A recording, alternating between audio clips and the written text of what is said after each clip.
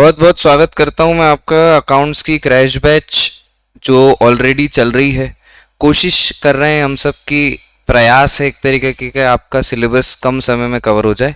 और मैं अब शुरू करने जा रहा हूं क्या, अकाउंट्स की second book accounting for companies करके। ठीक है, तो अकाउंटिंग फॉर कंपनीज में 2 चैप्टर हैं, करीबन करीबन 24 नंबर का सिलेबस इसमें से आता है। और 2 चैप्टर में से पहले चैप्टर का नाम है accounting for issue of shares और दूसरे का है accounting for issue of debentures करके। ठीक है ना, तो अकाउंटिंग फॉर सिक्योरिटीज बोल लेना चाहिए। उसमें 2 पार्ट हैं, शेयर्स और डिवेंचर। शेयर्स जो होते हैं वो ओनर फंड होते हैं, डिवेंचर जो होते हैं वो बोरोड फंड होते हैं। ऐसा क्लास 11th में शुरू किया गया था, सोर्स ऑफ फाइनेंस चैप्टर में तब पढ़ाते थे, है ना। तो उसी की अकाउंटिंग करना है अपने को, और छोटे छोटे काफ़ी सारे एलिमेंट है जिनको कवर करना है। खास बात यह है कि आप पूरी accounting for issue of share पढ़ने के बाद अल्टीमेटली फाइनली एक जर्नल एंट्री सीखेंगे। वो जर्नल एंट्री पुरानी ही है, cash account debit to capital, पर कैसे होती है, क्या होती है, सिनेरियो क्या था, कंपनी अकाउंटिंग कैसे करती है। क्योंकि कंपनीज की बात कर रहे हैं तो कंपनीज एक्ट 2013 भी लगेगा।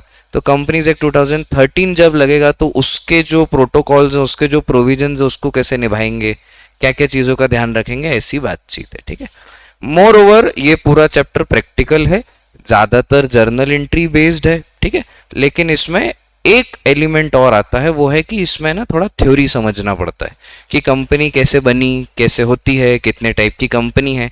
टूटा फूटा क्लास 11th में, क्लास 12th में कई बार कंपनी पे चर्चा हुई है ना। जैसे क्लास 11th बिजनेस स्टडीज में एक चैप्टर होता है फॉर्म्स ऑफ बिजनेस ऑर्गेनाइजेशन, वहाँ पे एक वर्ड आता है जॉइंट स्टॉक कंपनी करके। एक चैप्टर और भी है जिसका नाम है इनकॉर्पोरेशन ऑफ कंपनी करके। और आप सब 11वीं पास हैं तो भगवान की दया से मैं ये मानता हूँ कि आपको ये सब आता होगा, है ना। इसलिए मैंने कहा कि मैं मानता हूँ, पर मैं ये भी मान लेता हूँ कि अभी थोड़ा थोड़ा भूल गए होंगे। ठीक है, तो हम कोशिश ये करेंगे कि स्क्रैच से चर्चा शुरू करें। आज का सेशन क्या होगा, कैसे होगा, पहले मैं थोड़ा उस पर बात कर लेता हूँ। आज का सेशन मेजरली थ्योरेटिकल बेस्ड है, थोड़ा सा लंबा भी हो सकता है ये लेक्चर, 1 घंटे से ज़्यादा चला जाए पॉसिबिलिटी है। लेकिन कोशिश मेरी ये है कि अकाउंटिंग फॉर शेयर्स में लगभग जितनी थ्योरी, बेयर मिनिमम थ्योरी एक आदमी को क्लास 12th में पता होना चाहिए, उतनी आज अपन डिस्कस कर लेंगे। एक आधी टॉपिक छूटेगा, उसको मैं आगे वाले लेक्चर में कवर कर लूंगा क्योंकि वो क्वेश्चंस में काम आएगा। चैप्टर कुछ इस तरीके से चलाएंगे कि मैं आपको स्प्लिट बताता चलूंगा, कंसेप्ट दे दूंगा, फिर उस पर एक आधी क्वेश्चन करा दूंगा और कुछ क्वेश्चन सिलेक्ट करके गूगल ड्राइव के लिंक में डाल दूंगा ताकि उस ड्राइव में जाके आप उन क्वेश्चंस को सॉल्व कर लें। जब आप उन क्वेश्चंस को सॉल्व करेंगे और उसमें कोई डाउट आएगा तो आप कमेंट सेक्शन में पूछ लेना, कोशिश करूंगा कि उसका जवाब आप तक पहुंचा सकूं। ठीक है, तो अभी हम शुरू करते हैं। आप अभी ऐसा मान के बैठना कि आप कंपनीज और शेयर्स का पहला लेक्चर अटेंड कर रहे हो, लेकिन ये क्यूमुलेटिव है। कोशिश है कि सारी थ्योरी एक बार में यहाँ पे कवर हो जाए। हो सकता है ये आपको पता हो सकता है ये आपको आती भी हो, लेकिन हम रिवाइज भी कर लेंगे और मैं वो पॉइंट भी बता दूंगा जो आपको याद रखना है, क्योंकि 24 नंबर के स्प्लिट में कुछ एमसीक्यूज भी आएंगे और उन एमसीक्यूज के लिए थोड़ी सी थ्योरी पता होना जरूरी है। ठीक है, तो आइए शुरू करते हैं। चलिए,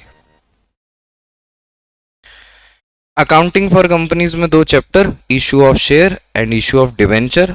अभी चर्चा शुरू करने जा रहे हैं इशू ऑफ शेयर्स पे। इंट्रोडक्शन टू अ कंपनी से एक बात मैं शुरू करने जा रहा हूँ। मैंने काफ़ी चीज़ें लिख ली हैं, मैं डिक्टेट करता लिखता थोड़ा समय ज़्यादा लगता, पर मैं लिख के लाया हूँ ताकि अपन पढ़ लें, जल्दी से हाईलाइट कर लें और आगे बढ़ जाए, है ना।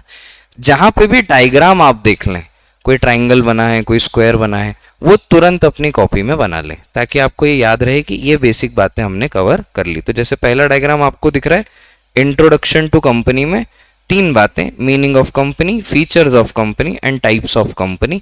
तो एक ट्राइंगल आपका यहाँ पे रेडी हो जाना चाहिए।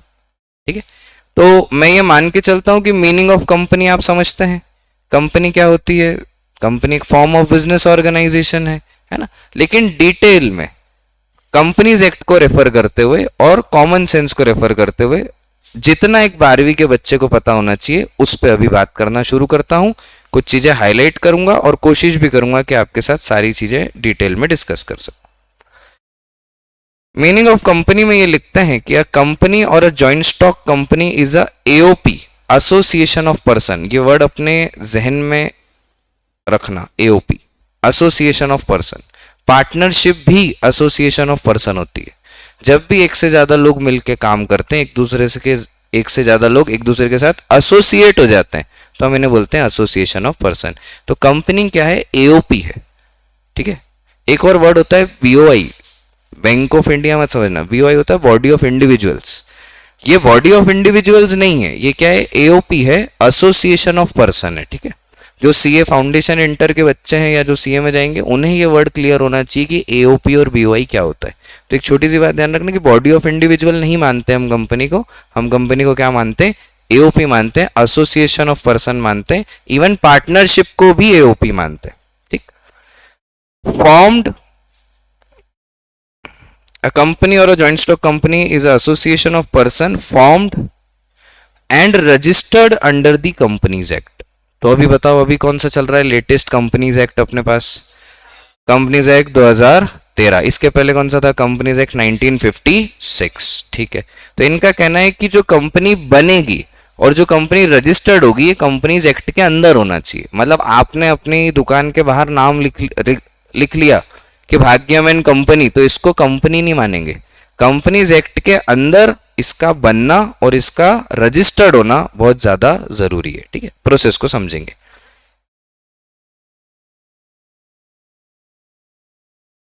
It is a legal person not having physical existence. ये लीगल पर्सन है, मतलब कानून की दृष्टि में इसको बनाया गया। अच्छा, कानून में किसी चीज को कैसे बनाते हैं? डॉक्यूमेंट्स के थ्रू। जैसे एक सरल एग्जाम्पल है, जो नॉर्मल आज की तारीख में रिलेशनशिप्स होते हैं, जैसे बॉयफ्रेंड गर्लफ्रेंड का रिलेशनशिप है, तो इनका ब्रेकअप भी हो जाता है। इनका ब्रेकअप हो जाता है तो कोई प्रॉब्लम वाली बात नहीं है, थोड़ा बहुत ड्रामा होता है कि वो चलता है ना, होना चाहिए, होते रहना चाहिए, अच्छी चीज़ है। लेकिन जब इस रिलेशनशिप को हमें लीगली बनाना हो तो हम फिर शादी करते हैं। शादी भी लीगली कब मानी जाती है? जब हम मैरिज सर्टिफिकेट के लिए अप्लाई करते हैं। तो आपने सुना होगा रजिस्ट्रार के पास जाना पड़ता है, 2 गवाह आते हैं, सिग्नेचर होता है ना। तो जब मैरिज सर्टिफिकेट आया तो अब शादी क्या हो गई? लीगली डॉक्यूमेंटेड हो गई, ठीक। जैसे रिलेशनशिप में आपने कमिटमेंट किया तो यहाँ कोई डॉक्यूमेंटेशन नहीं है, तो यहाँ जब आप ब्रेकअप करोगे तो भी कोई डॉक्यूमेंटेशन नहीं होगा। लेकिन जब शादी को हम खत्म करना चाहेंगे तो हमें फिर वापस हमें कोर्ट जाना पड़ेगा, डिवोर्स के लिए अप्लाई करना पड़ेगा, फिर डिवोर्स का सर्टिफिकेट आपको दिया जाएगा। इसका मतलब क्या हुआ? जो रिश्ता कानून ने बनाया है वो रिश्ता खत्म भी कानून करेगा। उसी तरीके से अगर कंपनीज एक्ट में बनी है तो कंपनी खत्म भी कानूनन ही होगी। तो हम कंपनी को लीगल पर्सन मानते हैं। लीगल पर्सन मतलब ये कागजों पे जिंदा है, रियल लाइफ में एग्जिस्टेंस नहीं है, आपको दिखेगी नहीं, लेकिन ये एग्जिस्ट करती है in the terms of documents, in the terms of legal eye. कानून की नजर में कंपनी को आर्टिफिशियल पर्सन माना जाता है, ठीक। And having a separate legal entity, बड़ी कॉमन सी बात है, बार बार इस पे चर्चा भी होती है। सेपरेट लीगल एंटिटी मतलब, जैसे पुराना एक वर्ड याद कराता हूँ, सोल प्रोपराइटर व्यक्ति हुआ करता था, तो हम उसको बोलते थे कि सोल प्रोपराइटर ने खुद ने पूरा बिजनेस चालू किया, पूरा बिजनेस इसी का है ना। तो ये इसकी लाइबिलिटी अनलिमिटेड है। अगर बिजनेस में लॉस हो जाता है तो ये पहले बिजनेस एसेट बेचेगा।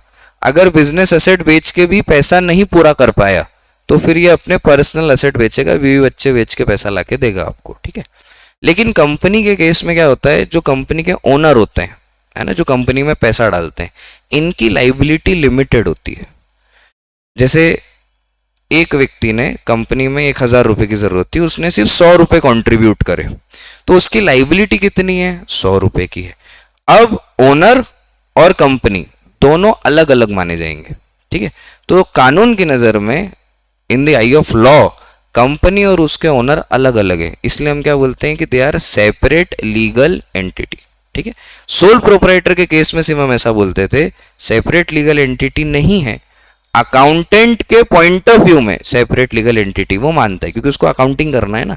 यहां तो officially company separate legal entity है, कानून ने बनाई है तो कानून की नजर में है, और ओनर से अलग है। ओनर अलग है, कंपनी अलग है। इससे एक चीज और समझ में आती है कि अगर ओनर अलग है और कंपनी अलग है तो फिर ओनर तो चेंज होते रहेंगे।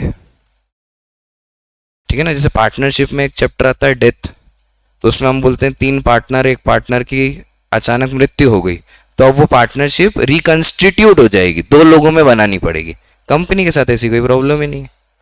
10 लोगों ने पैसे डाले थे, एक व्यक्ति की मृत्यु हो गई तो उसके पैसे कोई और कंट्रीब्यूट कर देगा, कंपनी चलती रहेगी। कंपनी के सक्सेशन में, एग्जिस्टेंस में कोई रुकावट नहीं आती। ठीक, that is an artificial person separate from its member. Member का मतलब यहाँ पे ओनर मानना है अभी आपको, है ना, आगे मैं बता दूंगा। मेंबर मतलब शेयर होल्डर होता है, शेयर होल्डर कौन होता है वो भी बात करेंगे।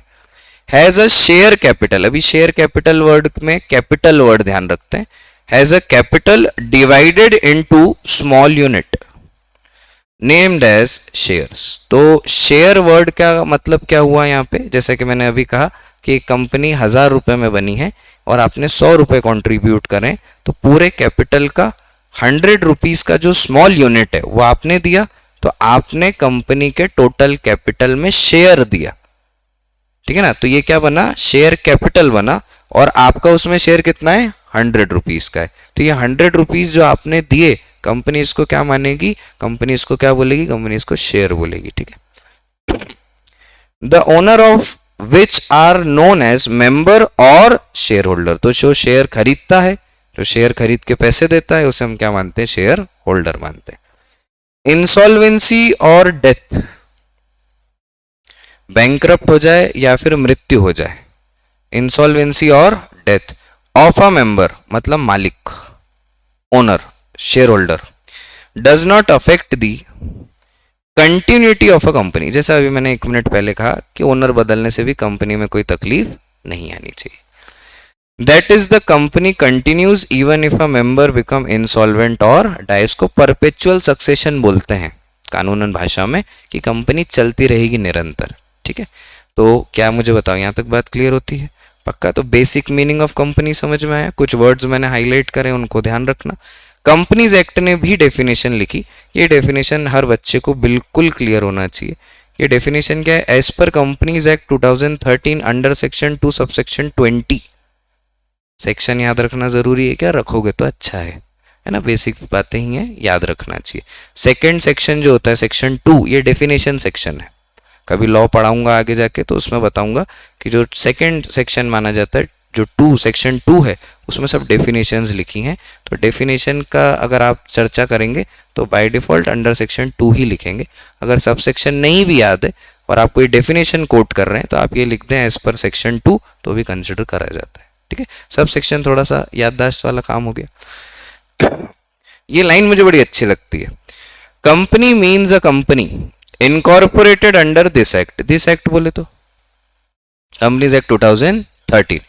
Company means a company, company मैं सिर्फ उसी कंपनी को कंपनी मानूंगा जो इनकॉर्पोरेट हुई है, कहां, इस एक्ट के अंदर। और any previous company law, previous company law कौन सा था, 1956 वाला। तो अभी जो ये दिस एक्ट है ये कौन सा है, 2013 वाला। I hope I am very clear with the meaning of company, है ना, थोड़ा सा ये पता होना चाहिए। चलिए आगे चलता हूं। Then we have features of company, छोटे छोटे फीचर्स हैं, एक एक करके चर्चा करते हैं। आइए, सबसे पहला फीचर आपको देखने को मिलेगा इनकॉर्पोरेशन। इनकॉर्पोरेशन मतलब बनाना, है ना।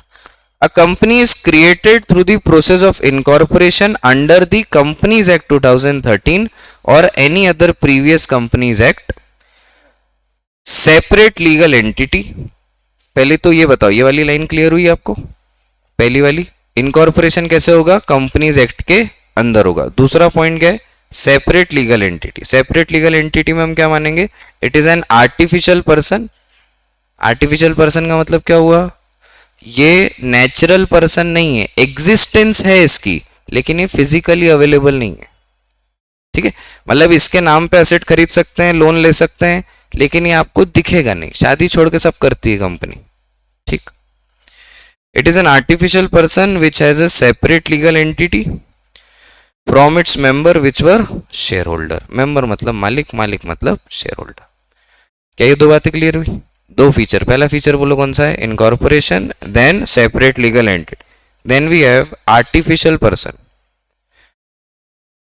It is an artificial person which is separate from its member and therefore can own, ध्यान रखना ये बातें एमसीक्यू में पूछते हैं, can own property entered into the contract, conduct business, sue or be sued by any of its debt or act. sue समझते हो? sue एक बार बोलना, दो बार नहीं. sue मतलब क्या? केस कर देना, सूट फाइल कर देना है ना, पिटीशन लिटिगेशन में आपको कंसिडर किया जा सकता है. तो कंपनी कैन सू समवन, और कंपनी को भी सू किया जा सकता है. Then we have another word perpetual succession या परपेचुअल एग्जिस्टेंस.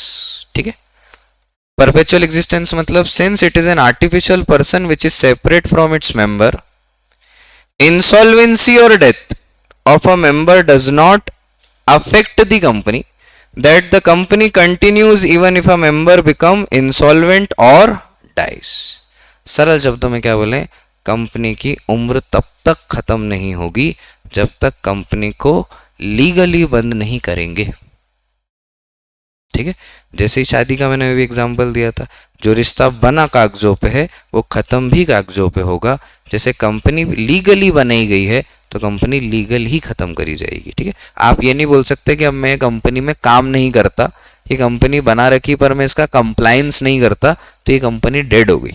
कंपनीज एक्ट बोलता है ये डोरमेंट कंपनी की कैटेगरी में माना जाएगा. इसको हटाएंगे नहीं, इसको बंद नहीं करेंगे, आपको उसको बंद कराना पड़ेगा. ठीक है, life of a company comes to end only by winding up through the process of law. तो ये ध्यान रखना.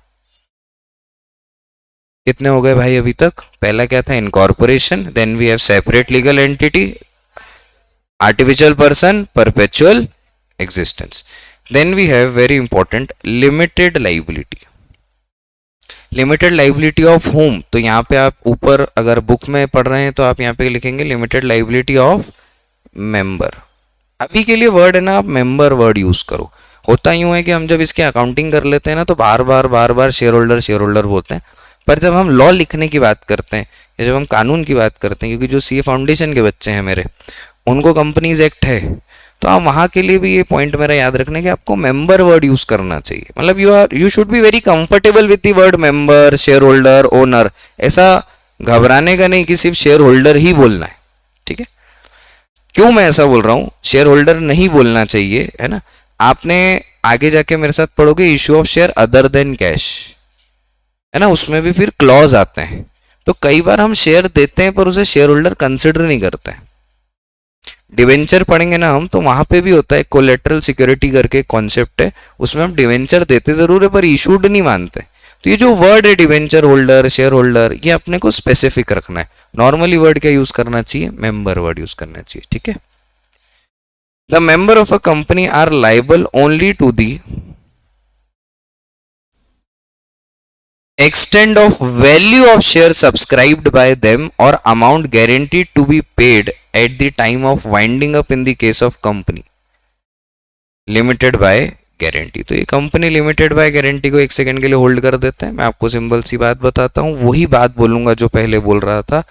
क्या बोल रहा था मैं? कि अगर 1000 रुपये में कंपनी बनी है और आपने 100 रुपये कॉन्ट्रीब्यूट करे हैं, और ऐसा मान लेते हैं कि कंपनी ने अभी आपसे 50 रुपये मांगे हैं और कहा है 50 रुपये आप मुझे 2 महीने बाद दे देना, तो आपकी लाइबिलिटी 100 रुपीज की ही है.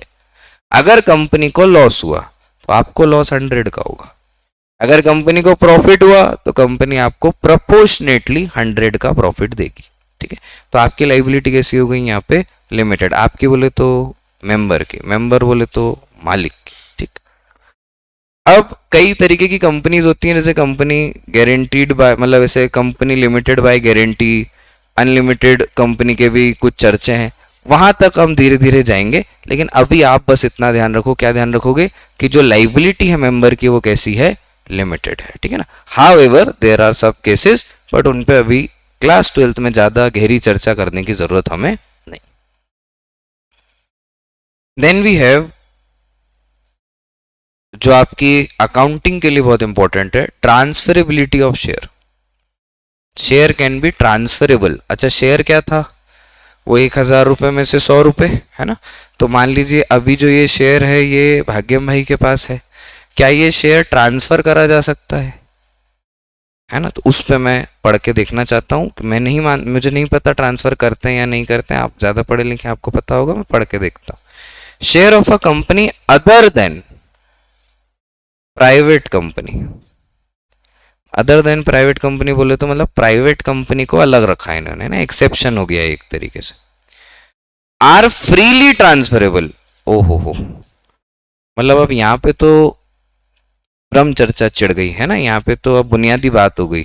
इसका मतलब कंपनी के टाइप होंगे, प्राइवेट कंपनी और बाकी दूसरी कंपनी।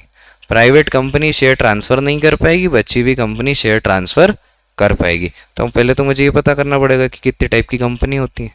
तो जाके देखो ऊपर ट्राइंगल में मैंने एक पॉइंट ये लिखा है क्या कि टाइप्स ऑफ कंपनी क्या होती है। तो ध्यान रखना कि पहले हमें कंपनी का टाइप पता करना पड़ेगा, फिर हम इस पॉइंट को ज़्यादा बेहतर समझ पाएंगे कि ट्रांसफरेबिलिटी ऑफ शेयर्स होता है या नहीं। लेकिन अभी फीचर में हम एक लाइन बोल सकते हैं कि जो प्राइवेट कंपनी है उसको छोड़ दीजिए, बाकी सब अपने शेयर फ्रीली ट्रांसफर कर सकते हैं। ठीक है, तो कोई आपसे पूछे can company transfer it share, तो आप क्या बोलोगे? Other than private company any other company can freely transfer its share. ठीक, एक और छोटा सा पॉइंट आता है, इस पे बात करता हूं मैं आपसे।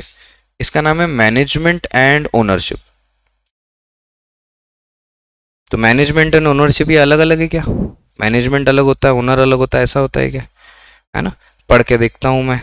Share holder of the company are known as owner of the company, ठीक है, and therefore ownership of a company remains with the share holder, बिल्कुल ठीक। Manage the business activities of a company, representatives are chosen who are known as director. तो owner अपने representatives choose करते हैं, वो कौन होते हैं? Director. Therefore management and ownerships are different और सेपरेट। मैं एक छोटा सा डायग्राम आपको यहां पे दे देता हूं, ये डायग्राम आपको हेल्प करेगा।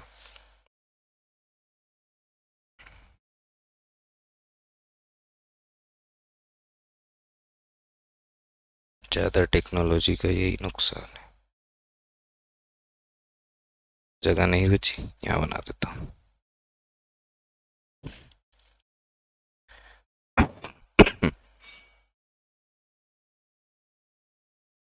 मान लीजिए कंपनी है, तो तीन बातें कंपनी में आपको ध्यान रखना चाहिए। ठीक है, एक होते हैं कंपनी के ओनर्स, जिनका पैसा लगा है। ये ओनर कौन है अभी के लिए? हमारे मेंबर बोल लो, शेयर होल्डर बोल लो, एक ही बात है। ठीक है, ओनर क्योंकि बहुत सारे हैं, मतलब बहुत लोगों ने पैसा लगा रहा है, किसी ने 20 रुपए भी लगाएंगे, 100 भी लगाए, 1000 भी लगाए, 10,000 करोड़ कैपिटल में बहुत पैसा लगाए। तो छोटे शेयर वाले जो लोग हैं वो भी मालिक हैं, जिनका बड़ा शेयर है वो भी मालिक है। तो इतने सारे मालिक अगर डिसीजन लेंगे तो कंपनी काम कैसे करेगी? और फिर इतना टाइम भी नहीं है सबके पास। तो इन्होंने अपने रिप्रेजेंटेटिव चुने, वो रिप्रेजेंटेटिव को हम लोग क्या बोलते हैं? Board of directors. तो एक बोर्ड बना है जिसमें डायरेक्टर्स बैठते हैं और इनको हम बोलते हैं board of director. Can a share holder be a director? Yes, हो सकता है। ठीक है, किरदार है, एक व्यक्ति एक से ज्यादा किरदार निभा सकता है। आजकल निभा ही रहे हैं लोग एक से ज्यादा किरदार, तो चलता है इधर भी। Then we have management. Board of director किसको हायर करते हैं? मैनेजमेंट को। मैनेजमेंट मेजरली क्या करता है? बिजनेस ऑपरेशंस को देखता है, बिजनेस ऑपरेशंस कैसे होंगे इस पे काम करता है। ये लोग काम किससे कराते हैं? तो ये लोग नीचे अपने रखते हैं वर्कर्स को। तो अल्टीमेटली ये काम कराते किससे हैं? वर्कर्स से। तो अगर हम ओनरशिप और मैनेजमेंट ऑफ कंपनी की बात करें, तो जैसे सोल प्रोपराइटर में अकेला आदमी सोल प्रोपराइटर का बिजनेस खोलता था, चलाता था, खुद ही बिजनेस करता था, खुद ही कंट्रोल, खुद ही मैनेज करता था। कंपनी के केस में अलग है। पार्टनरशिप में एक वर्ड पड़ा होगा, म्यूचुअल एजेंसी। एक पार्टनर दूसरे के लिए और दूसरे पार्टनर एक के लिए काम कर सकते हैं। यहाँ सिस्टम पूरा अलग है। ओनर काम नहीं करेंगे, गाइडेंस दे देंगे, रिव्यू दे देंगे, चाहे तो डायरेक्टर का पद लेके काम कर सकते हैं, लेकिन मेजरली वो किन्हें अपने रिप्रेजेंटेटिव बनाएंगे, जो लोग कौन होंगे? Board of director. Board of director भी 7-8 लोग हैं। पूरा काम कैसे करेंगे? पूरा काम करने के लिए लोग हायर करेंगे मैनेजमेंट, और मैनेजमेंट एग्जीक्यूशन के लिए किसको रखेगा? वर्कर्स को। तो ये थोड़ा सा आप यहाँ पे ध्यान रखना।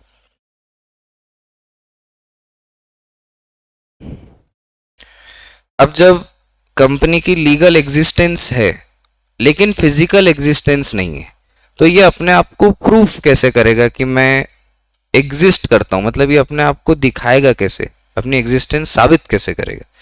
तो नॉर्मली आप अपनी एग्जिस्टेंस कैसे साबित करते हो, डॉक्यूमेंटेशन के माध्यम पे देखा जाए तो कोई भी एक कागज लिखा है ना, जिसमें कुछ भी लिखा हुआ है लेटर में, आपने उस लेटर को लिखा है, इसको ऑथेंटिकेट करने के लिए आप उस पर अपना सिग्नेचर कर देते हो, ठीक है।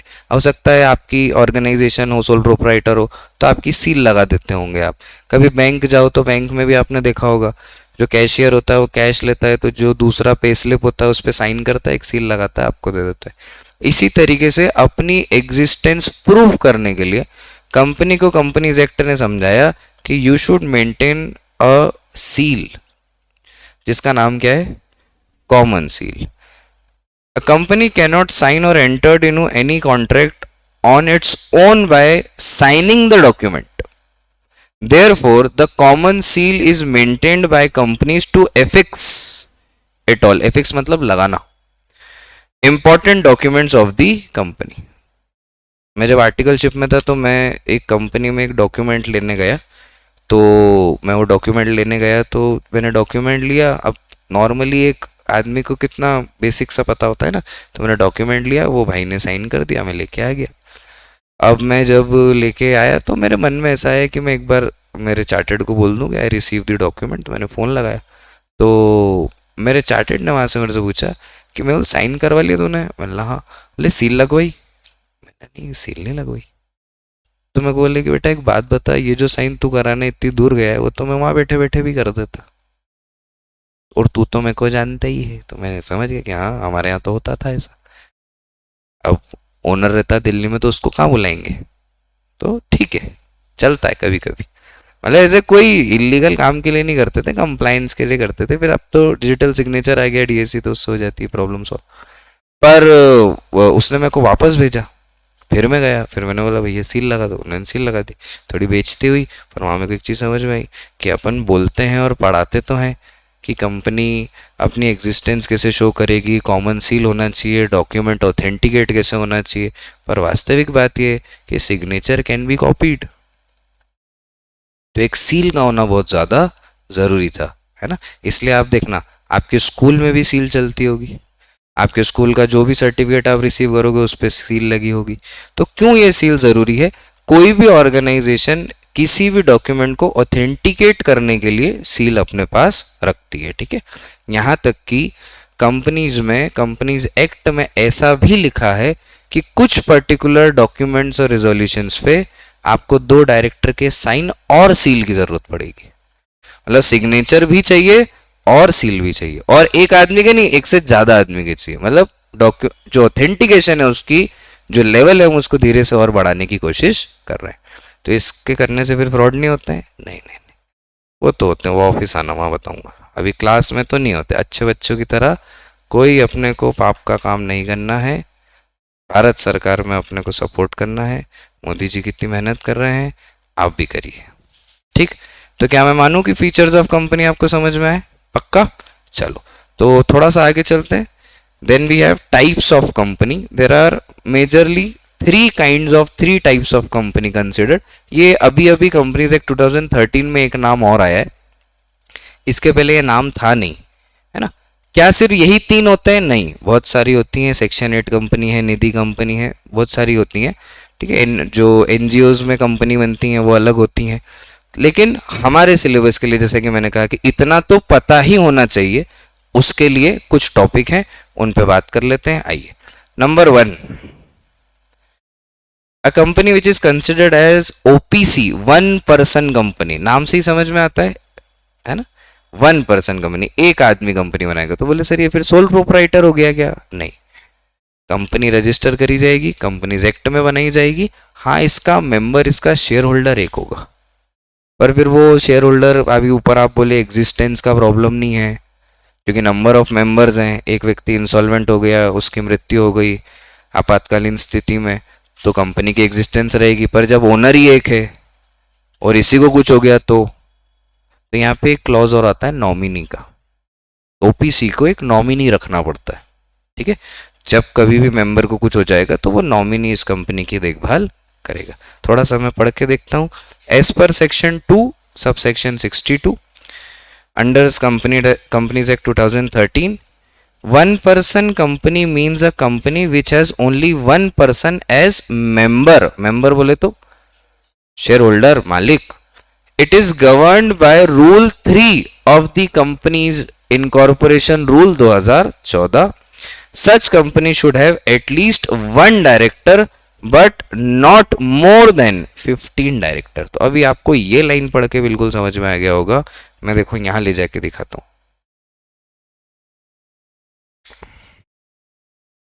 ये डायग्राम बनाया ना अपन ने। तो ओपीसी के केस में यहां पे कैसा दिखेगा? ओनर कितने हैं यहाँ पे, लेकिन वो अपने रिप्रेजेंटेटिव के लिए डायरेक्टर कितना रख सकता है? 1 से 15 के बीच में। तो अब आपको क्लियर हो गया कि ये रिप्रेजेंटेटिव है। तो मैंने कंपनी बना ली, सारे शेयर मेरे पास हैं, I am the share holder, पर मैंने आप सब महानुभाव को क्या बना दिया? डायरेक्टर।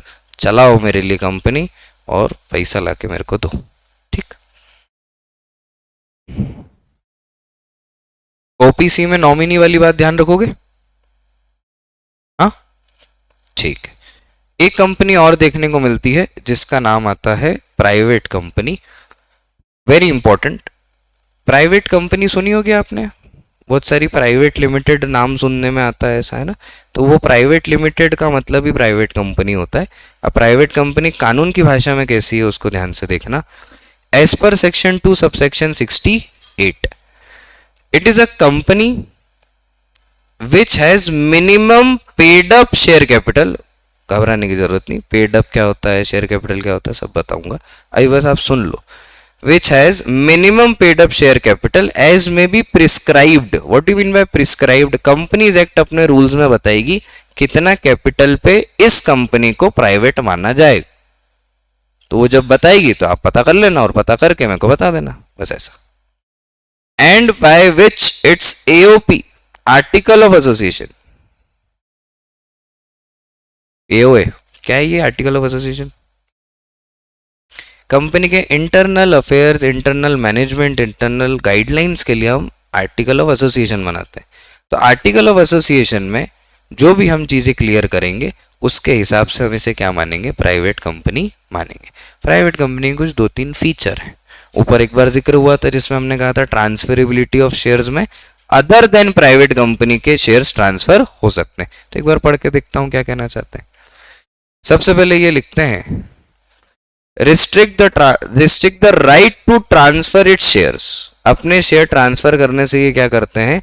रिस्ट्रिक्ट करते हैं, इनके शेयर ट्रांसफर नहीं हो सकते। Except in case of one person company limits the number of its member excluding present and past employ members to 20। मतलब वन पर्सन कंपनी भी अपने शेयर क्या कर सकती है? ट्रांसफर कर सकती है, लेकिन 200 से ज्यादा नहीं, है ना। वन पर्सन कंपनी को नहीं रखना इसमें। वन पर्सन कंपनी में तो आदमी है कि वो ट्रांसफर कर देगा, तो ओपीसी कैसे रहेगा? प्राइवेट कंपनी कर सकती है, लेकिन कितने? 200 के अंदर, है ना। समझते हैं क्या कहना चाहते हैं, आओ देखो। Which shares are held by 2 or more person jointly, they shall be treated as single member। ये आप थोड़ा सा कंपनीज एक्ट पढ़ोगे तो वहां मिलेगा। कभी कभी जॉइंट मेंबर होते हैं, जो एम्प्लॉयज होते हैं वो 2 होते हैं, तो उनका एक शेयर गिनते हैं। थोड़ी डिटेलिंग है, अपने को अभी इसमें इतना जानने की ज़रूरत नहीं है। अपने को ध्यान क्या रखना है? प्राइवेट कंपनी वो कंपनी होती है जो कंपनी के पीछे प्राइवेट लिमिटेड लिखा हो और वो कंपनी अपने शेयर को ट्रांसफर करने का राइट नहीं रखती है, ठीक। दूसरा, ये जो कंपनी है इसको पब्लिक इनविटेशंस के लिए भी मनाही है।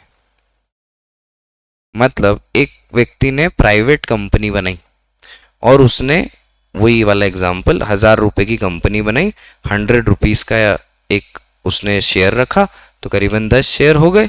वो इन शेयर्स को पब्लिक को नहीं बेच सकता, मतलब पब्लिक ऑफर नहीं ला सकता, आईपीओ नहीं ला सकता, एफपीओ नहीं ला सकता। पब्लिक को ये नहीं बोल सकता कि आओ आप मेरे शेयर खरीदो। फिर सर ऐसा ही कंपनी फंडिंग कैसे उठाएगी? तो प्राइवेट प्लेसमेंट करे। शार्क टैंक देखते हैं आप लोग? शार्क टैंक में जो होता है वो सब प्राइवेट कंपनी होती है। शार्क टैंक में कुछ नहीं होता, शार्क टैंक प्राइवेट प्लेसमेंट है। प्राइवेट प्लेसमेंट क्या है? जैसे मेरी कंपनी है, मेरे को पैसों की ज़रूरत है, मेरे पास 100% इक्विटी है।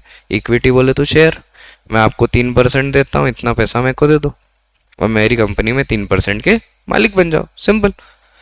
अब आप लोग नहीं सर तो पब्लिक में आता है, नहीं नहीं, शार्क टैंक ने बस इस ट्रांजेक्शन का वीडियो बना के डाला है।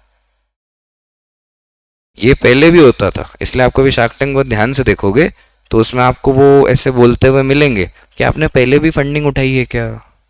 तो बोलते हैं हाँ हमारे एक इन्वेस्टर हैं, हमने पहला राउंड कर रखा है, हमने ए सीरीज कर रखी है, ऐसा वो बोलते हैं। तो ये कॉमन होता है। जैसे आपके पास 100% होल्डिंग है, 100 कागज है, 2 कागज बेचे आपने, 5,000 रुपये ले लिए, 5,000 से बिजनेस कर लिया।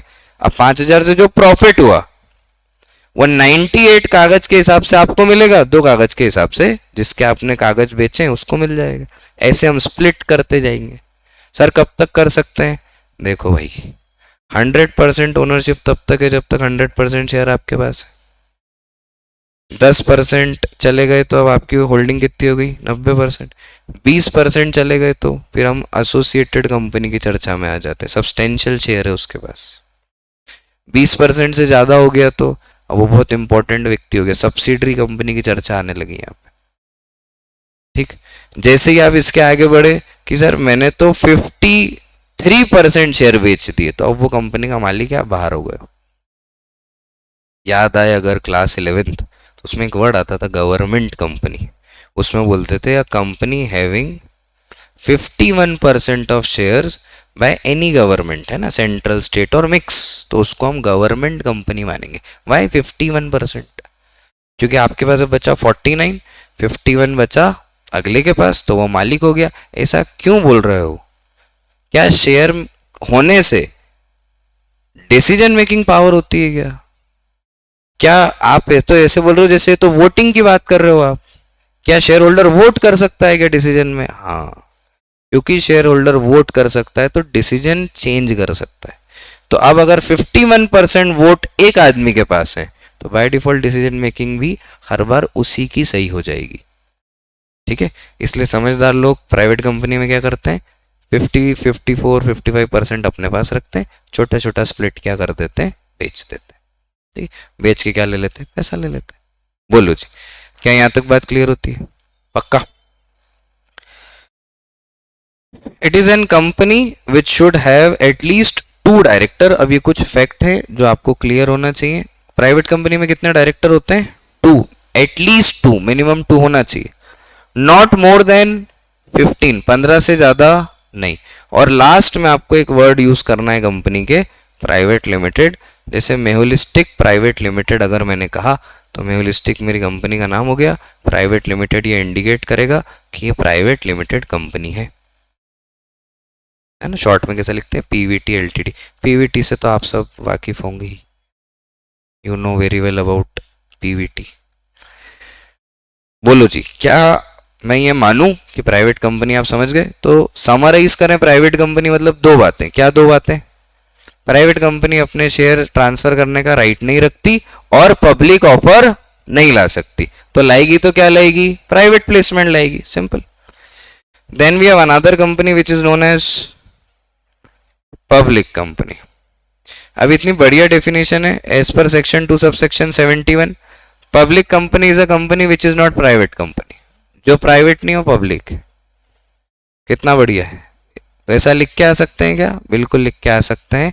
कानूनन ये डेफिनेशन है, पर इसका मीनिंग की डेप्थ अलग है, असल मतलब इसका अलग है। असली में ये क्या कहना चाहते हैं समझना। Private company is a public company is a company which is not a private company as a minimum paid up capital as may be prescribed. Same situation इनके साथ भी है, इनके कैपिटल को भी क्या करके रखा गया है? सब्सक्राइब्ड, मतलब इसमें भी प्रिस्क्राइब्ड रखा है। तो जब भी कंपनीज एक्ट रूल में बताएगा तो हम मान लेंगे कि इतना प्रिस्क्राइब्ड कैपिटल पे इसको पब्लिक कंपनी बोलते हैं। थोड़ा आसान बोल देता हूँ, जैसे समझो एक कंपनी का एक पेड अप कैपिटल, मतलब कैपिटल होता होगा कुछ, उसमें कुछ पेड अप होता होगा, वो मान लेते हैं 100 है। तो हम बोलेंगे 100 से नीचे वाली प्राइवेट है, 100 के ऊपर वाली पब्लिक है। ठीक है, तो जैसे ही कंपनी का पेड अप कैपिटल 100 के ऊपर गया तो अब आपको क्या करा लेना चाहिए, इसको पब्लिक करा लेना चाहिए। तो ये मान लो आप प्राइवेट कंपनी हो, प्रिस्क्राइब्ड पेड अप कैपिटल की लिमिट आप क्रॉस कर गए, तो अब आपको किस में कंसिडर करा जाएगा, पब्लिक कंपनी में। बस ऐसा मान के चलना, ठीक है।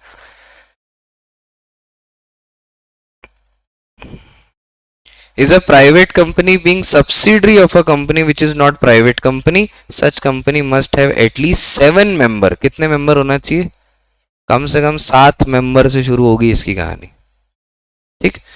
And there is no restriction to the maximum number of member, मतलब ये कितने भी मेंबर बना सकते हैं।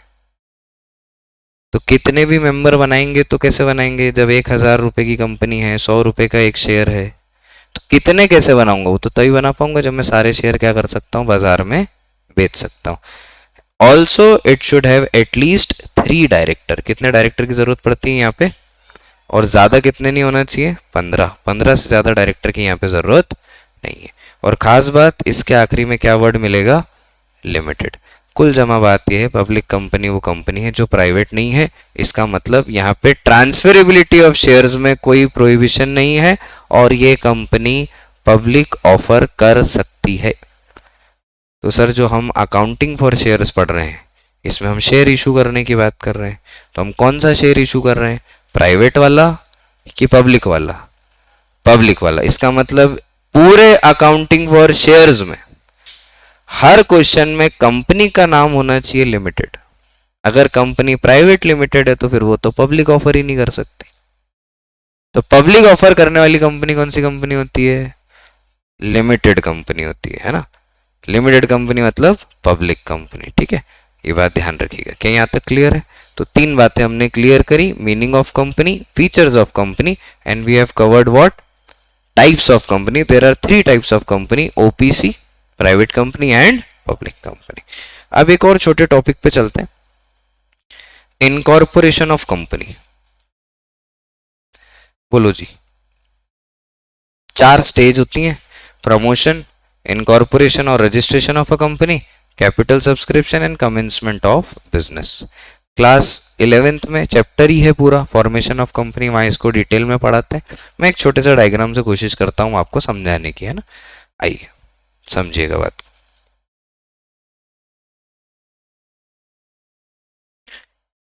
एक व्यक्ति हुआ जिसको बिजनेस करने का आइडिया आया, ठीक है। ऐसे व्यक्ति को हम बोलते हैं प्रमोटर। क्या बोलते हैं? हाँ, ये कंपनी के इनिशियल स्टेज में होता है जो बिजनेस करना चाहता है। अब ये प्रमोटर भाई साहब जाते हैं एक व्यक्ति के पास, क्योंकि इन्हें ये पता है कि कंपनी तो लॉ एक्सपर्ट बनाते हैं, तो ये कहाँ जाएंगे, लॉ एक्सपर्ट के पास। लॉ एक्सपर्ट कौन मिलेंगे आपको? चार्टेड अकाउंटेंट मिल सकते हैं, कंपनी सेक्रेटरी मिल सकते हैं, एलएलबी करे हुए सिविल लॉ के लॉयर मिल सकते हैं, ऐसा, ठीक है। मेजरली सीएस के पास जाया जाता है कंपनी इनकॉर्पोरेशन की प्रोसेस के लिए। लॉ एक्सपर्ट को जाके बोलेंगे कि भाई साहब हमें कंपनी बनानी है, तो आप बताओ क्या करें। तो लॉ एक्सपर्ट बताएगा आपको कुछ डॉक्यूमेंटेशन लगेंगे, हम आरओसी में भेजेंगे। आरओसी बोले तो रजिस्ट्रार ऑफ कंपनी, तो ये रजिस्ट्रार ऑफ कंपनी का बोले आप उसकी चिंता मत करो। एक मिनिस्ट्री है इंडिया में, MCA, ministry of corporate affairs. Ministry of corporate affairs ये सारे काम देखती है, तो हम मिनिस्ट्री ऑफ कॉरपोरेट अफेयर में अप्लाई करेंगे, वो हमें आरओसी एलोकेट कर देगी जो स्टेट वाइज होगा। हम आ जाएंगे, कंपनी के बारे में रजिस्ट्रेशन करा लेंगे, कंपनी बन जाएगी। तो इतना आसान है क्या? ये आसान तो है पर टाइम कंज्यूम है, करीबन 1-1.25 महीना लग जाता है कंपनी बनने में। पहले एक फॉर्म भरना पड़ता है INC1 रन, जिसमें आप रिजर्व यूनिक नेम करते हो, कंपनी का नाम कॉपीड नहीं होना चाहिए, साउंड नहीं करना चाहिए, ऐसे कुछ क्लॉज होते हैं, ठीक है। फिर कंपनी का नाम आता है, तो एक नाम नहीं भेजते, 3 नाम भेजते हैं। इसलिए आप देखना कंपनीज के नाम बड़े अजीब से देखोगे आप, है ना, इनिशियल्स पे बने होते हैं। जैसे MRF, तो ये क्या है MRF, ये क्या नाम, मतलब क्या हुआ इसका? जैसे हमारे यहाँ सोल प्रोपराइटर कितने अच्छे नाम रखते हैं, गुरु कृपा रेस्टोरेंट, अपने छोटे वाले बेटे का नाम रखे टिंकूस, कितना बढ़िया है, छोटू चाइनीज, तो बढ़िया नाम है ना। लेकिन अब कंपनी का नाम ऐसे नहीं देखोगे, कि कंपनी के नाम में यूनिकनेस होना चाहिए, उनको रिजर्व करके रखना पड़ता है, कॉपीड नेम नहीं चलता, ठीक है। तो फॉर्म भरना पड़ता है, फिर वहां से रिप्लाई आता है, फिर हम क्या करते हैं, एमसीए को और डॉक्यूमेंट्स भेजते हैं, ऐसे पूरी प्रोसेस चलती है। अब एक सिचुएशन को मैं यहाँ समझाना चाहता हूँ, उसको बड़े ध्यान से समझना। लॉ एक्सपर्ट ने आपको बोला कि मुझे क्या दे दो, डॉक्यूमेंट। आपने लॉ एक्सपर्ट को डॉक्यूमेंट दे दिए। लॉ एक्सपर्ट ने ये डॉक्यूमेंट एमसीए और आरओसी के साथ चर्चा करके स्टेबल कर दिए, ठीक है। इसी प्रक्रिया में कंपनी जब बनती है तो एटलीस्ट मेंबर होना चाहिए, एटलीस्ट 2 डायरेक्टर 7 डायरेक्टर, ऐसी चर्चा है, 3 डायरेक्टर होना चाहिए। तो ये 2 डायरेक्टर 3 डायरेक्टर कैसे बनाएंगे, अभी तो प्रमोटर अकेला है। तो हम ऐसे सिचुएशन में प्रमोटर को बोलते हैं कि आप डिन के लिए अप्लाई करो। डिन is what, director identification number. किसके लिए अप्लाई करो, डिन के लिए। इसके लिए एक फॉर्म भरना पड़ता है, DIR 12। तो वो फॉर्म भरते हैं, उसमें डिटेल में बताते हैं कि कैसे एक व्यक्ति डायरेक्टर बन जाता है। अब प्रमोटर चला, ठीक है, और एक दिन एमसीए के वहां से मेल आया और कंपनी बन के खड़ी हो गई लीगली कागजों पे। तो मेल आएगा तो क्या आएगा, मैरिज सर्टिफिकेट पे क्या लिखा होगा, इस दिन इन 2 लोगों के बीच में विवाह हुआ है। सिंपल ना। वैसे ही कंपनी के, जब कंपनी बन गई तो क्या होगा, जैसे बर्थ सर्टिफिकेट होता है, तो बर्थ सर्टिफिकेट पे क्या होगा, फला फला का बच्चा, ये उसका नाम है, यहाँ पैदा हुआ है, ये जन्म है, और जेंडर अगर है तो ये है, अगर है ना, वो तो चेंज कर लेते हैं बाद में। तो कंपनी का कैसा होगा, कंपनी जब बनेगी तो एक सर्टिफिकेट आएगा, इसको बोलते हैं सर्टिफिकेट ऑफ इनकॉर्पोरेशन। उसमें लिखा होगा कंपनी किस दिन बनी। अब आपने 1.5 महीना पहले अप्लाई किया था, तो टाइम लगता है ना। अभी टोकन दो तो पोजीशन बाद में आता है, 14 फरवरी 14 नवंबर, it take times. Valentine day to children's day. Similarly आपने कंपनी बनाना शुरू करी, then you have the company, तो उसमें टाइम लगता है। तो ये जो पीछे का टाइम है प्रमोटर और कंपनी बनने के पहले का, इसको प्री इनकॉर्पोरेशन टाइम बोलते हैं। कौन सा टाइम बोलते हैं, प्री इनकॉर्पोरेशन पीरियड भी बोलते हैं इसको, ठीक है, प्री इनकॉर्पोरेशन पीरियड, इनकॉर्पोरेट होने के थोड़े पहले का। इसके बाद जैसे ही कंपनी पैदा हो गई, तो अब कंपनी पैदा होते से क्या बोलेगी, आपने पैदा होते से क्या बोला था, कुछ बोला था, मैंने तो नर्स बोला था, आपने क्या बोला था, रोए थे आप, इतना दुख देख लिया आते से, कुछ तो बोला होगा।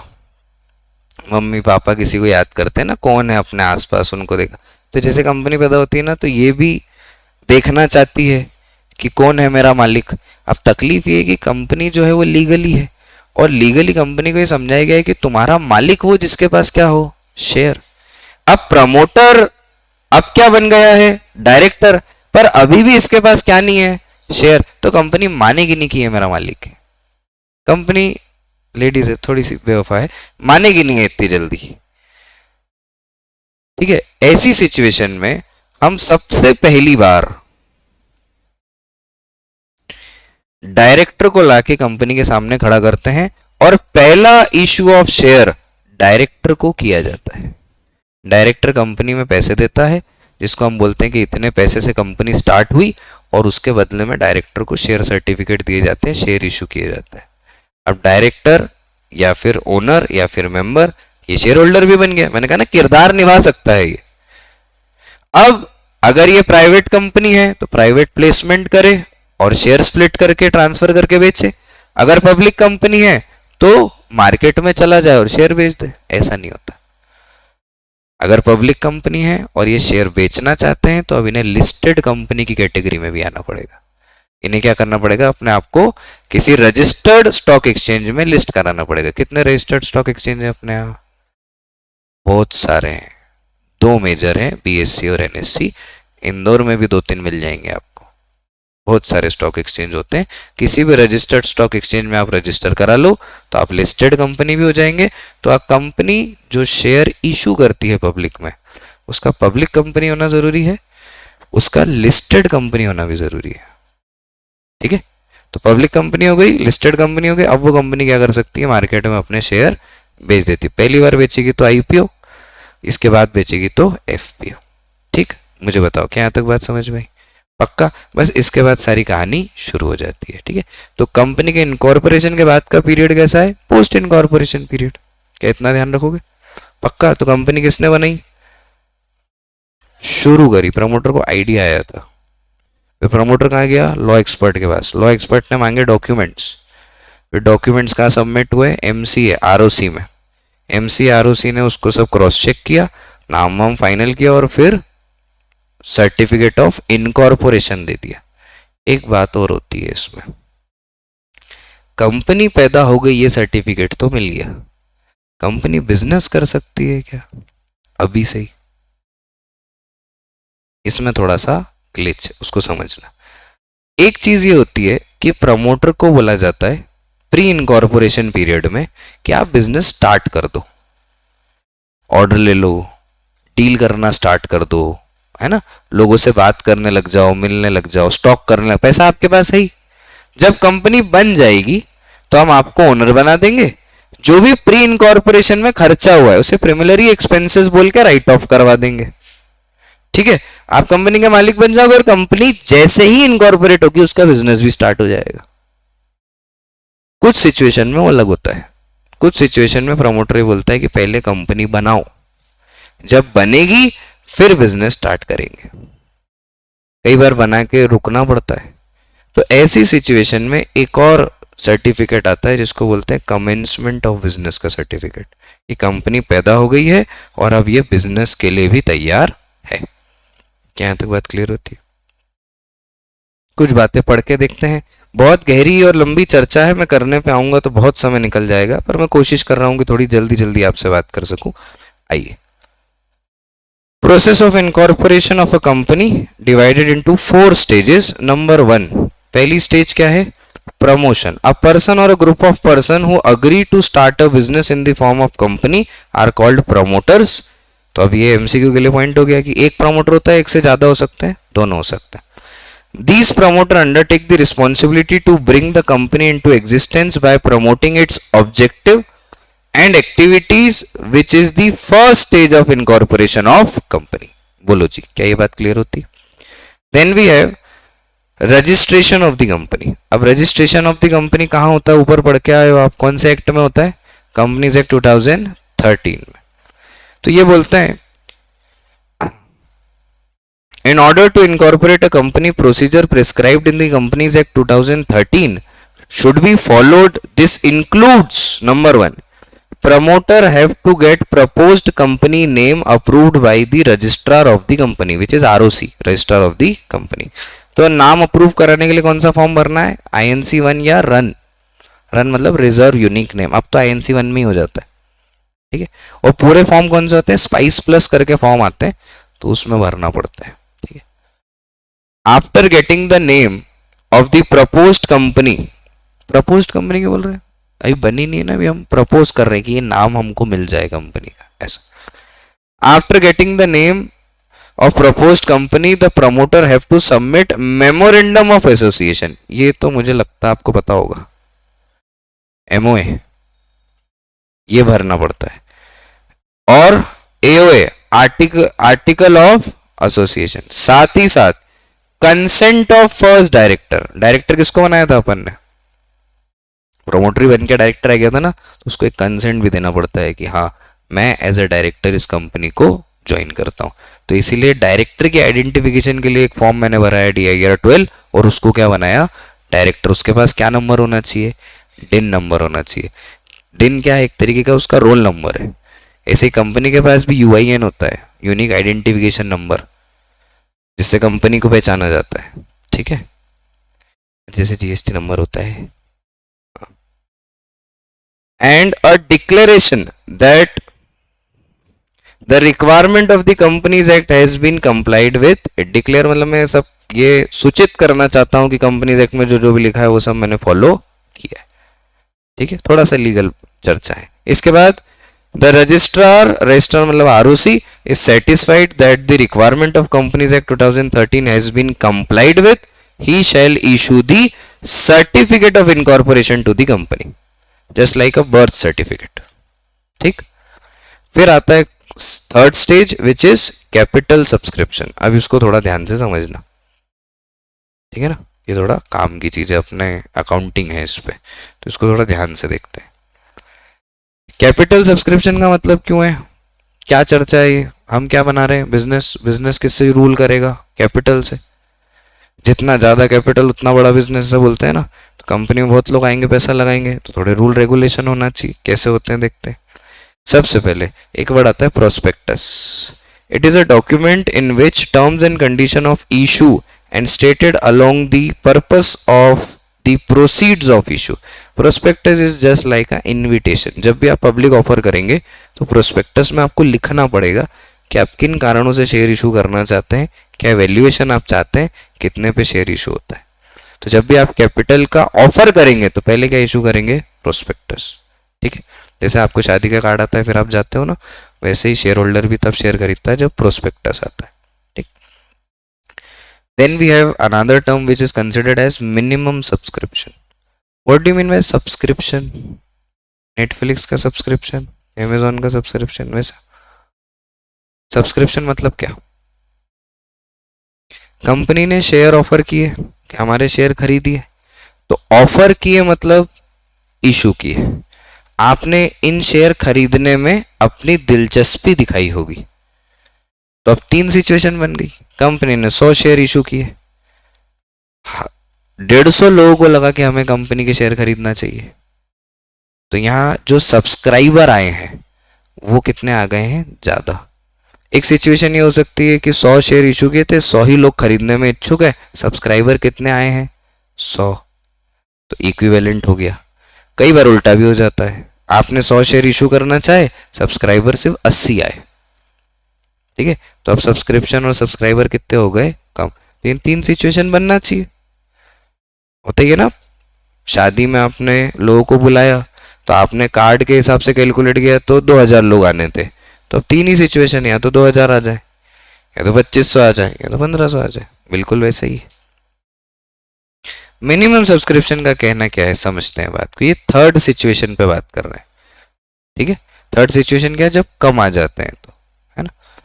It is the amount stated in the prospectus that must be subscribed and the amount payable on application for the amount stated as minimum subscription has been paid or received by the company by check or any other instrument.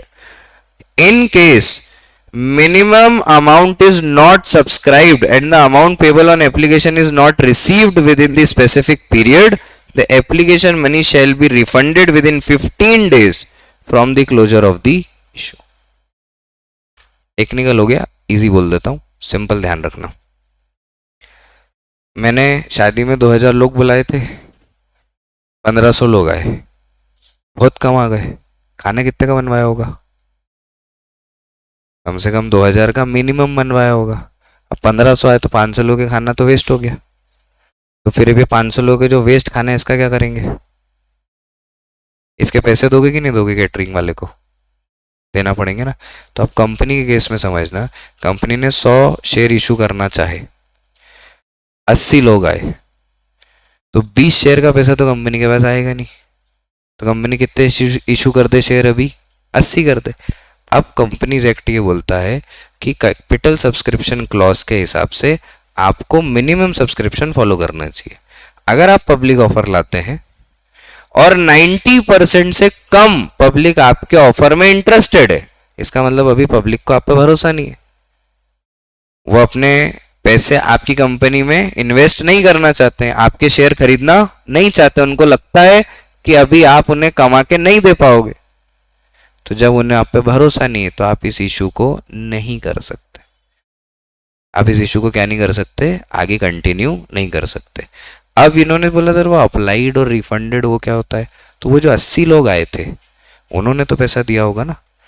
तो अब जब issue ही नहीं हो रहा share, ये जो issue of share का पूरा केस था ये कैंसिल हो रहा है, तो उन 80 लोगों को मात्र 15 दिन के अंदर पैसा वापस करना पड़ता है। नहीं तो ये तो बढ़िया हो गया ना, लक्ष्मी चिट फंड, पैसा लिया गायब हो गए। तो ऐसा नहीं करने का। बोलो क्या यहाँ तक समझ में आता है। The last stage is commencement of business. A company cannot commence it business और एक्सरसाइज बोरोइंग पावर अनलेस, कौन सी पावर, हाँ, पता चला कंपनी पैदा हुई और आप जाके बैंक चले गए कि लाओ लोन दे दो, हमारे पास तो कंपनी है बहुत बड़ी। करेंगे ना लोग ऐसा? तो नहीं, उन्होंने बताया कि नहीं, ऐसा नहीं करना। जैसे सोल प्रोप्राइटर लोन लेने जाएगा तो उसको एकदम लोन नहीं मिलेगा, उसकी ट्रांजैक्शन हिस्ट्री मांगी जाएगी, क्या असेट है ये मांगा जाएगा, थोड़ा सा रुका जाएगा ना, बैक कैलकुलेशन करे जाएंगे, बैक टेस्ट किया जाएगा। उसी तरीके से यहाँ पे भी कुछ बातें।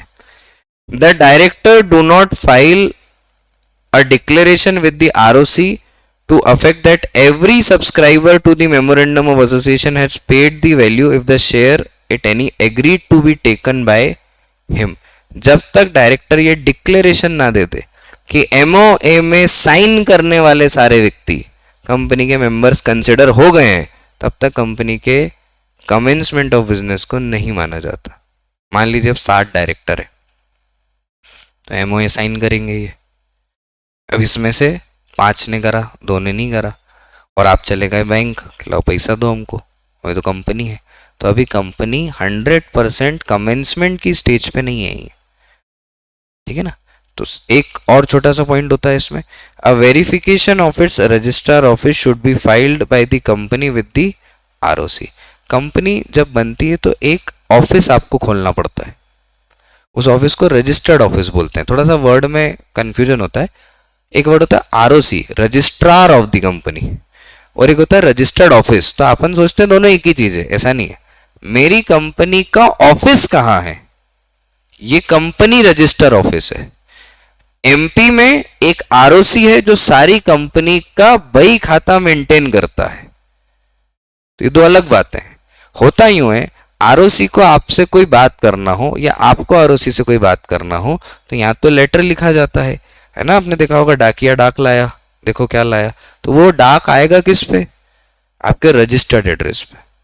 तो आपने कंपनी बनाई लेकिन रजिस्टर्ड एड्रेस आरओसी को बताया ही नहीं, तो कंपनी कहाँ बन गई? कागज पे। आप पैसा लिए, लक्ष्मी चिट फंड गायब हो गए। तो ऐसा नहीं चलेगा। You have to maintain this clause. इसको कंप्लायंस ऑफ एक्ट बोलते हैं। जब ये हो जाएगा फिर आप क्या करोगे?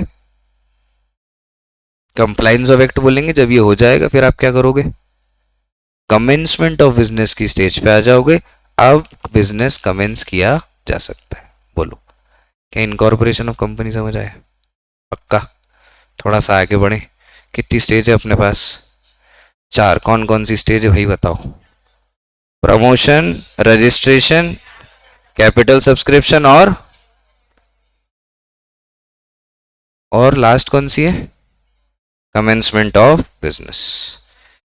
चलो जी, अब थोड़ा सा आगे चलते हैं। Now we are on the topic types और classes of share. What do mean by classes? 10th भी 10th 11th वो ऐसा नहीं। क्लासेस मतलब अलग अलग टाइप के शेयर होते हैं। वो क्लासिफिकेशन क्या है उसको समझने की कोशिश करते हैं। एज पर सेक्शन 43B, ध्यान रखना ये 2 सेक्शन बहुत इंपॉर्टेंट है। Under companies act 2013 on preference share. कौन सा share? What do you mean bye preference? किसी को प्रेफरेंस दे देना। क्यों देते हैं हम किसी को प्रेफरेंस? नहीं, प्रेफरेंस क्यों देते हैं किसी को? प्रायोरिटी। लोगों की प्रायोरिटीज चेंज होती रहती है समय के साथ साथ। क्यों चेंज हो जाती है? क्या बात, दिल खुश कर दी। जो ज्यादा फायदा देगा, है ना, जिसके साथ टर्म्स एंड कंडीशन सेट हो जाए, वो मेन प्रायोरिटी में आ जाता है। कभी आप होंगे, कभी हम भी थे, तो चलता रहता है। इसमें कोई पूरी वाली बात है नहीं, है ना। तो इसलिए multiple priority should be there, और प्रेफरेंस देते रहना चाहिए, है ना, और लेते भी रहना चाहिए। समझते हैं बात को। These are the share that carry the following 2 preferential right। इनको 2 हक दिए जाते हैं। वो 2 हक क्या है? ध्यान से सुनना बेटा। Right to receive dividend before it is paid to equity share holder. Equity share holder क्या मतलब हुआ? ये कौन है भैया? थोड़ा सा मैं शॉर्ट में क्लियर करता हूं। There are 2 types of share, equity share, preference share. Equity share जो इतनी मैं शेयर बोल रहा था अभी कि पब्लिक इशू आता है, मालिक बनते हैं, ये सब इक्विटी शेयर वाले, ठीक है। तो नॉर्मली जो आप शेयर खरीदते हो शेयर बाजार से, वो कौन सा शेयर होता है? इक्विटी शेयर होता है। एक और टाइप का शेयर है प्रेफरेंस शेयर। प्रेफरेंस शेयर भी खरीदा बेचा जाता है। प्रेफरेंस शेयर की खास बात यह है कि जो व्यक्ति प्रेफरेंस शेयर खरीदता है वो शेयर खरीद रहा है तो कैपिटल खरीद रहा है, कैपिटल खरीदेगा तो जो प्रॉफिट होगा उसमें उसको हिस्सा मिलेगा। सोल प्रोपराइटर में नेट प्रॉफिट कैपिटल में ऐड कर देते थे, पार्टनरशिप में प्रॉफिट का अप्रोप्रिएशन बना के बांट देते हैं, कंपनी में प्रॉफिट का क्या करते हैं, डिविडेंड बना के देते हैं। क्या बना के देते हैं? तो प्रेफरेंस शेयर अगर शेयर होल्डर है, मालिक है, तो इसे भी डिविडेंड मिलना चाहिए, तो बिल्कुल मिलता है, और इक्विटी शेयर होल्डर से पहले मिलता है। तो सर ये तो गलत है, इक्विटी शेयर होल्डर ओनर है, प्रेफरेंस शेयर होल्डर भी ओनर है, तो प्रेफरेंस शेयर वाले को पहले क्यों दे रहे हैं? यही तो प्रेफरेंशियल राइट है, यही तो प्रेफरेंस है, प्रायोरिटी भैया बोले ना, यही प्रायोरिटी की, पहले किसको देंगे? आपको देंगे, ठीक है। Such dividend is paid as fixed amount, word ध्यान रखना, क्या अमाउंट है इसका? Fixed amount. अब थोड़ा सा सुनने में अजीब लगेगा, फिक्स्ड अमाउंट मतलब 10,000 रुपये महीना देंगे, फिक्स्ड अमाउंट मतलब फिक्स रेट। अगर कंपनी डिविडेंड डिक्लेयर करती है मान लो 20% या 10%, तो प्रेफरेंस शेयर को हर वक्त 10% डिविडेंड दिया जाएगा, इररिस्पेक्टिव ऑफ प्रॉफिट। 1,00,000 कमाए, 1,000 कमाए, 100 रुपये कमाए, आपको 10% दे देंगे, ठीक। और an amount calculated at a fix rate which may be either be free of और subject to income tax, tax क्या लगे, ठीक। देन वन मोर राइट है, right to receive capital before equity shares in the event of winding up, है ना। क्या मतलब हुआ इसका? जैसे मान लो कंपनी बंद हो रही है, तो सब लोग अपना पैसा लेने जाएंगे, तो सबसे पहले कौन खड़ा होगा आगे लाइन में? सबसे पहले खड़े होंगे लोन लेने वाले, है ना, जिन्होंने लोन दिया है कंपनी को, लोन का पैसा मांगेंगे। तो इसमें कौन? जो सिक्योर्ड लोन दिया है जिन्होंने, ठीक है। क्या अनसिक्योर्ड वाले? सिक्योर्ड वाले, क्योंकि उनके पास असेट है, तो पहले उनको पैसा दिया जाएगा, फिर उसके बाद अनसिक्योर्ड, फिर उसके बाद और कोई छोटा मोटा क्रेडिटर वगैरह हो, डिवेंचर होल्डर हो, वो खड़ा हो। आप समझ में, ऐसा लाइन से लगे हैं सब। तो जैसे जैसे लाइन आगे बढ़ती जाएगी और बोरोड फंड खत्म हो जाएगा, तो ओनर फंड चालू होगा। ओनर फंड में आगे कौन खड़ा होगा? प्रेफरेंस शेयर होल्डर खड़ा होगा। उसके पीछे कौन खड़ा होगा? इक्विटी से। पहला पैसा किसको वापस किया जाएगा? बोले सर ये तो अन्याय है, ये तो बायसनेस है। नहीं, ये प्रेफरेंस है। ये क्या है? प्रेफरेंस। तो प्रेफरेंस शेयर होल्डर को दो खास चीजें दी जाती हैं, वो क्या है? एक, उसको फिक्स रेट का डिविडेंड देते हैं, बोलो भाई। दूसरा, डिविडेंड इक्विटी शेयर होल्डर के पहले देते हैं। तीसरा, वाइंडिंग अप में पहले पेमेंट प्रेफरेंस शेयर का करेंगे, फिर इक्विटी शेयर का करेंगे, ठीक। प्रेफरेंस शेयर बहुत सारे टाइप्स के होते हैं, डिविडेंड बेस्ड होते हैं, क्यूमुलेटिव होते हैं, प्रॉफिट में पार्टिसिपेटिंग, नॉन पार्टिसिपेटिंग होते हैं, कन्वर्टेबल होते हैं। प्रेफरेंस शेयर 5 साल बाद कन्वर्टेबल होके किस में बन गए? इक्विटी शेयर बन गए। नॉन कन्वर्टेबल होते हैं, रिडम्पशन बेस्ड होते हैं, कुछ प्रेफरेंस शेयर का रिडम्पशन हो जाता है, कुछ इररिडीमेबल होते हैं। ऐसा बहुत लंबी चौड़ी चर्चा है, ये JFR है, जस्ट फॉर रीडिंग। एक बार आप इसको रीड कर लेना बुक से, आपका काम हो जाएगा। मैं लिख के लाया था, नोट्स में दे भी दूंगा, पर हर उस पर चर्चा करना अभी ज़रूरी नहीं है। एक रीडिंग अच्छी आप कर लोगे तो बढ़िया रहेगा, MCQ में काम आ जाता है। मुझे बोलो क्या यहाँ तक क्लियर है? तो कितने टाइप के शेयर है अपने पास? 2, प्रेफरेंस शेयर और अभी कौन सा समझा अपन ने? अब अपन चलते हैं इक्विटी शेयर की तरफ। सेक्शन कौन सा? 43(1), सेक्शन 43 सबसेक्शन 1, कंपनीज एक्ट बोलती है इक्विटी शेयर पे, दीज आर दो share which are not preference. कितनी अच्छी बात। इक्विटी शेयर क्या होते हैं? जो प्रेफरेंस शेयर नहीं होते। बढ़िया। ये वही सवाल है, पापा से प्यार करते हो कि मम्मी से? ट्रिक क्वेश्चन है कि नहीं? ऐसे क्वेश्चन का जवाब नहीं देना। जैसे और भी बहुत सारे ट्रिक क्वेश्चन होते हैं, आज मैं कैसी लग रही हूँ जवाब ही नहीं देता मैं कभी। आज का क्या मतलब है? रोज ही अच्छी लगती हो। आज कैसी लग? नहीं, आज तो याद ही नहीं मुझे, रोज ही अच्छी लगती हो। अपन फंसते ही नहीं, अपना गेम बहुत स्ट्रांग है। दे आर, फंस भी जाता हूँ कभी कभी, ठीक है। They are the most issued class of share, सबसे ज़्यादा यही शेयर इशू किए जाते हैं they carry maximum risk and reward. क्या कैरी करते हैं बेटा ये? मतलब 10 रुपए का इक्विटी शेयर खरीदा तो ये मार्केट में 1,000 का भी हो सकता है। कंपनी ने मान लो बहुत अनशन पैसा कमा लिया तो आपको बहुत अनशन डिविडेंड भी मिल जाएगा। कभी कभी कंपनी डूब जाती है, 10 रुपए का शेयर जीरो भी हो जाता है ना। पर लाइबिलिटी आपकी कैसी है? लिमिटेड। तो आपसे घर आके आपके पैसे नहीं मांगेंगे। आपने 100 रुपए का शेयर खरीदा, मैक्सिमम नुकसान 100 रुपए, ऐसा। ठीक, बोलो समझ आता है क्या? अच्छा, दूसरी चीजें वैसे ही क्लियर है। इसको डिविडेंड मिलेगा, मिलेगा। फिक्स रेट का मिलेगा नहीं, फ्लक्चुएटिंग मिलेगा। अच्छा, इसका पेमेंट होगा वाइंड अप पे? बिल्कुल होगा। कब होगा? सबसे आखिरी में। बस ये दो बातें ध्यान रखना। और भी छोटी छोटी चीज़ें होती हैं, मैं कंपेरेटिव बेसिस पे आपको समझाता हूँ। जैसे अगर हम बात करें कि dividend and rate of dividend, तो मैं दो वर्ड लिख लेता हूँ, प्रेफरेंस शेयर, इक्विटी शेयर। तो प्रेफरेंस शेयर का डिविडेंड कैसा है? फिक्स्ड है। बहुत अच्छे बच्चे हो। और इक्विटी का फ्लक्चुएटिंग है। ठीक है। रिडम्पशन किस में होता है? What do you mean bye redemption? Repayment. Redemption मतलब, तो जैसे मान लो हमने रिडीमेबल शेयर इशू करे, 15% प्रेफरेंस शेयर रिडीमेबल। इसका मतलब ये कि अभी आपसे शेयर के बदले में पैसा ले लिया जाएगा, 5 साल बाद आपको ये पैसा वापस कर दिया जाएगा, शेयर रिडीम हो जाएंगे, रीपे हो जाएंगे।